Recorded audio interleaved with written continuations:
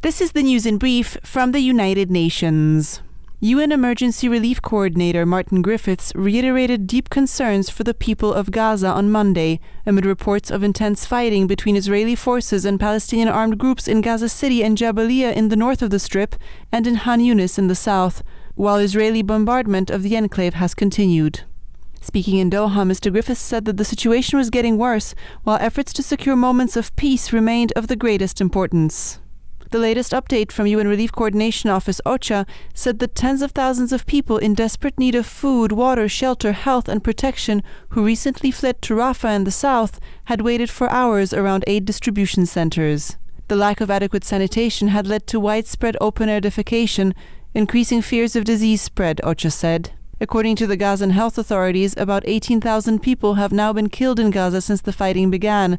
About 70% are said to be women and children, and more than 49,000 people are reportedly injured. Israel's retaliation for Hamas's terror attacks on the 7th of October, in which some 1,200 people were killed in the south of the country and 240 taken hostage, has led to a deepening humanitarian crisis in Gaza. Close to 1.9 million people, the vast majority of the population of the Strip, have been displaced. Aid operations are severely impeded by the fighting, and only a bare minimum of fuel and relief items have been getting in. UN Secretary-General Antonio Guterres on Monday urged a deal at COP28 on the phase-out of fossil fuels, telling negotiators that now is the time for maximum ambition and maximum flexibility as UN climate talks in Dubai head into the home stretch.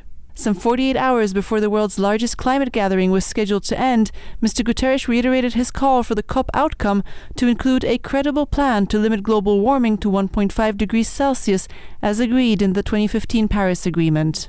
But with the conference so close to the finish line, there is still a gap that needs to be bridged, Mr. Guterres said. Timelines for phasing out fossil fuels and cutting emissions of heat-trapping greenhouse gases remain major sticking points. A scale-up of renewable energy capacity, investing in climate resilience and ensuring financial support for vulnerable countries are among the key agenda items for negotiators to reach a deal on. Mr. Guterres underscored that in a fractured and divided world, COP28 can show that multilateralism remains our best hope to tackle global challenges.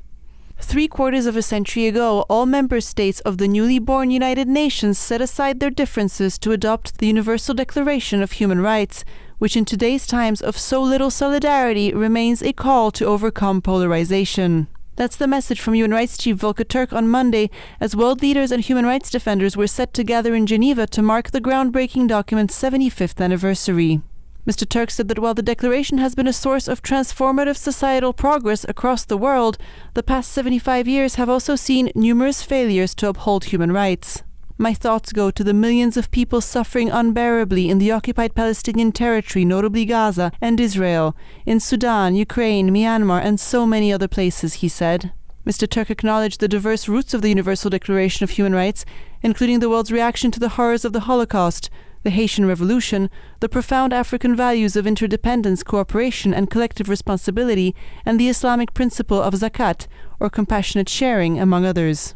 The Declaration's universality made it a guide to solving the world's most pressing challenges, the UN Rights Chief said, and its anniversary is a call to action to work together and base all decisions on the intrinsic and equal value of every human life. Dominika, Tomaszewska-Mortimer, UN News.